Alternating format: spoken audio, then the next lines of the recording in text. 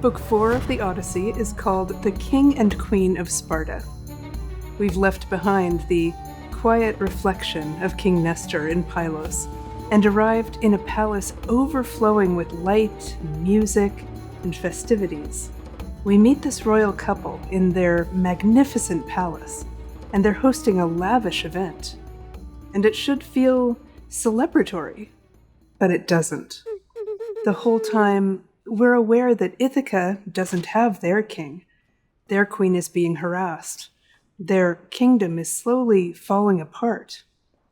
One way to read this chapter is through that contrast between Ithaca and Sparta. Telemachus and Pisistratus reach Sparta during a double wedding feast. Menelaus, king of Sparta, is celebrating the marriages of his children. The gleaming halls are filled with gold and silver, fine furnishings, and the sounds of song and laughter. At first glance, this chapter appears triumphant. The war is over. The king has returned home safely and is reunited with his queen, Helen. Yes, that Helen. The kingdom is prosperous. The household is ordered and secure. And we see signs that the next generation is also well. But as we read, something feels unsettled. Again and again, the conversation turns to the past, to the Trojan War, and those who were lost, to the long years of wandering. Telemachus weeps openly when he hears Odysseus' name. This is a wedding feast that feels almost like a memorial. Homer is using deliberate literary tools, especially setting and tone, to reveal a central theme of the saga. The lavish hospitality of Sparta contrasts sharply with the decay in Ithaca. In this chapter, he's able to tell one story while making us feel something quite different. But before we analyze why we're feeling this way, let's begin with an objective summary of what happens in Book 4. Telemachus and Pisistratus arrive in Sparta during a double wedding celebration at the palace of King Menelaus. They are welcomed generously, seated at the feast, and offered food before being questioned about their identity. Menelaus soon learns that Telemachus is the son of Odysseus. Both he and his wife Helen are deeply moved. The conversation turns toward memories of the Trojan War, and Telemachus weeps when he hears his father praised.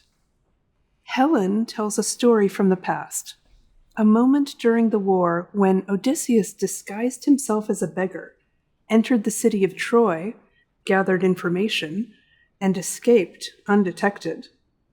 Menelaus then tells his own story of the Trojan Horse. He recalls how Odysseus prevented the Greek warriors from revealing themselves when the Trojans nearly discovered the trick. The next day, Menelaus recounts his difficult journey home after the war. He describes being stranded in Egypt and learning from the sea god Proteus, after capturing him with the help of Proteus's daughter, about the fates of several Greek leaders. From Proteus, Menelaus learned that Odysseus was still alive, though detained far from home. Meanwhile, the scene shifts back to Ithaca. The suitors learn that Telemachus has left the island. Fearing his growing confidence, they plot to ambush and kill him on his return journey. Penelope hears of the plot and is overcome with fear for her son's safety. Athena, in disguise as Penelope's sister, comforts her in her dreams. Book 4 ends with tension rising in Ithaca, while Telemachus remains in Sparta, unaware of the danger awaiting him. Life in Sparta seems blissfully peaceful compared to Ithaca. Often, when we encounter an extreme contrast between places or characters, it's worth asking, what is the author drawing our attention to? One of the clearest themes in the Odyssey emerges through contrast, specifically the contrast between Sparta and Ithaca. In Sparta, everything appears ordered. The king has returned home safely. The palace is prosperous. The feast is abundant. Guests are welcomed with generosity and respect. In Ithaca, by contrast, the king is absent. The palace is consumed by waste. The suitors overstay their welcome. It's putting it lightly. Generosity has turned into exploitation. This contrast centers on an ancient Greek concept known as Xenia, the sacred duty of hospitality. In Homer's world, welcoming a stranger was not optional.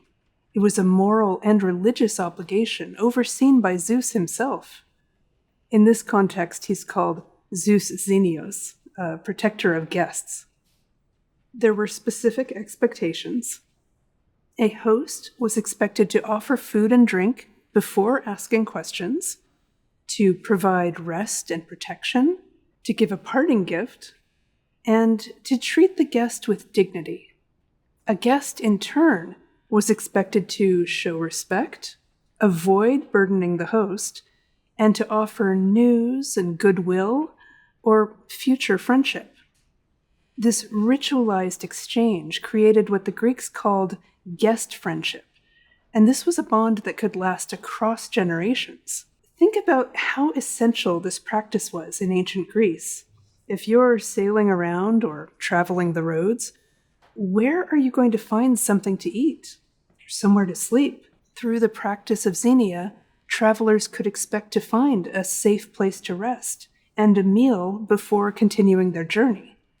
You did the same for a stranger that came to your house.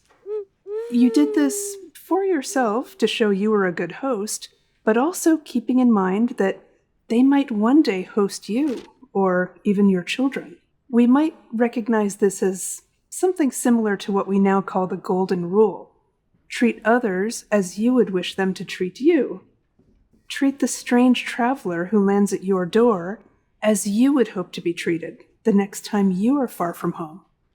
When you are a guest, behave how you hope your guests will behave. Now, consider what we see in Book 4. Menelaus follows these rules carefully and interprets them generously. Telemachus is well taken care of. He is bathed, clothed, seated, and fed before being questioned. He's honored, listened to, and eventually given meaningful gifts. Meanwhile, in Ithaca, the suitors violate every principle of Xenia. They consume Odysseus's wealth, insult his household, and plot violence against his son. Through this contrast, through the lens of hospitality, Homer constructs a central theme of the epic: order versus disorder, honor versus arrogance, civilization versus decay. The setting itself, the glittering palace of Sparta, becomes a mirror that shows us just how much Ithaca has lost. Now that we understand the setting and the theme of hospitality, let's listen closely to one of the stories told at this feast. Helen recalls a moment during the Trojan War when Odysseus disguised himself as a beggar and entered the city of Troy. Which literary tools are at work in this moment? Notice the tone of admiration in her language. She describes how Odysseus disfigured himself, covering his body with rags and wounds, transforming his appearance so completely that even his allies might not recognize him. The emphasis is not on physical strength, but on discipline, endurance, and self-control. These details show that Odysseus does more than put on a costume. He commits fully to the disguise. He risks humiliation and danger in order to gather information. And Helen says she recognized him. This moment is layered with tension. Helen, once the cause of the war, becomes the one person inside Troy who sees through the disguise. And yet, she does not betray him. Instead, she bathes him, questions him privately, and sends him back safely to the Greek camp. What does this story accomplish here? First, it reinforces Odysseus's defining trait, cunning. His survival depends on intelligence and adaptability. Second, it introduces a pattern we will see again, Odysseus in disguise. Long before he returns to Ithaca, Homer plants this idea that concealment is one of Odysseus's greatest tools. We've seen this literary technique before, foreshadowing. There's this saying from theater called Chekhov's gun, coined by the Russian playwright Anton Chekhov, that if you see a gun hanging on the wall in Act 1, it has to go off by the end of the play. Homer has primed us to pay attention to disguises and to anticipate their return. But finally, let's circle back to the careful use of tone. It's quite out of place at a wedding feast, this conversation that's including elements of risk and danger and deception. The admiration in Helen's voice also carries sorrow. These stories are not told lightly. They're full of emotion.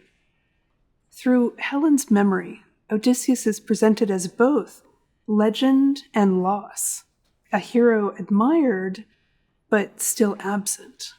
After Helen's story, Menelaus shares another memory from the war, now practically a legend, the Trojan Horse. This is one of the most famous moments in all of classical literature, a giant wooden horse left outside the gates of Troy, Greek warriors hidden inside, a city that mistakes a trap for a gift. But notice what Menelaus emphasizes. He does not focus on the spectacle. He focuses on restraint. He describes how the Greek warriors sat inside the horse, cramped and silent, as the Trojans gathered around it. At one point, Helen herself walked around the structure, imitating the voices of the warriors' wives, calling out to them, trying to lure them into answering. Menelaus said that several men nearly responded, but Odysseus stopped them. He held them back. He covered their mouths. He prevented the plan from collapsing at the final moment. This is a different kind of heroism. Not bold attack, but discipline under pressure. Not glory, but self-control. Every time Telemachus hears another story, he's getting a clearer picture of his father. He's already gathered that Odysseus was clever, cunning Odysseus. He's additionally learning that his father was steady, controlled, able to command other men, able to endure fear without giving in to impulse. These are qualities Telemachus will need. But for us as readers, something else is happening. The Trojan horse is remembered as triumph, yet it required deception and silence and risk, the willingness to be hidden. The same qualities that make Odysseus brilliant also place him in danger. They require him to move in disguise, to walk amongst his enemies, to rely on strategy rather than force. We see that being Odysseus means living on the edge. So when Telemachus hears these stories, he is being reminded of who his father was, and also being presented with what kind of man he might have to become. The admiration in Menelaus's voice strengthens Telemachus's courage, but it also reminds us that greatness in this epic is complicated. Now let's zoom back out and focus on the tone of the chapter as a whole. Tone is the author's attitude toward the subject, and it's revealed through word choice and imagery and emotional emphasis. Book 4 begins with celebration, a wedding, music, gold, abundance. And yet, we do not feel joy. Why? Because the language repeatedly turns toward loss. Again and again, the conversation circles back to the Trojan War, to the dead. Long years of suffering, absence. Telemachus weeps. Everybody weeps. Helen has to pull out the 𝙁𝙤𝙤𝙬, and she doses their wine so everyone can catch a break from their crying. Menelaus recounts years of difficult wandering, and so this is how we picture all those years for Odysseus. Helen speaks of danger and disguise. Again, this tells us Odysseus was not enjoying some swashbuckling adventure. He was desperately fighting for his life and for the lives of his men. Even at the height of prosperity, the emotional atmosphere is mournful. Homer accomplishes this by allowing memory to overshadow the present moment. The feast is real, but it's constantly interrupted by grief. This creates a layered tone: outward celebration, inward sorrow. This emotional complexity is heavy. In case we had any doubt, we're being shown by Homer that this story is not light amusement. It's respectful of the human experience, especially how Telemachus is growing up and becoming a man under very difficult circumstances. By the end of Book 4, Telemachus has learned many essential things. In Pylos, he heard a warning from the past, the story of Agamemnon and Orestes. In Sparta, he hears admiration, stories of his father's courage, restraint, and cunning. He is assembling an identity out of memory. He sees what a functioning kingdom looks like. He sees what hospitality should be. He hears what kind of man his father was. At the same time, danger rises in Ithaca. The suitors are no longer merely arrogant. They are plotting murder. Scholars often refer to books 1 through 4 of the Odyssey as the Telemachy, because these chapters trace the growth of Odysseus' son before the epic returns its full attention to the wandering hero. Telemachus' story is not over. He hasn't achieved his final form. He has not yet acted decisively or sealed his character, but he has changed. He has listened, he has observed, he has begun to understand what is at stake. So the Telemachy doesn't wrap up. There's no resolution. Instead, we feel building tension. That sets the stage for Odysseus, the father, to re-enter as the central character of the epic. At Socratica, we like to say that you'll learn more with us. If you wish to continue your work with this chapter, our Reader's Guide will help you go deeper. Find the link below. You'll practice identifying theme through contrast, analyzing tone through specific word choices, and tracing how stories within stories shape our understanding of Odysseus. You'll also have the opportunity to examine how Menelaus and Helen remember Odysseus, and what those memories reveal about both admiration and loss. Literature rewards careful attention. Take your time. Find the lines that matter. Think about why Homer placed them exactly where he did. When you're ready, we'll move on, as the epic turns from the growth of the son to the trials of the father.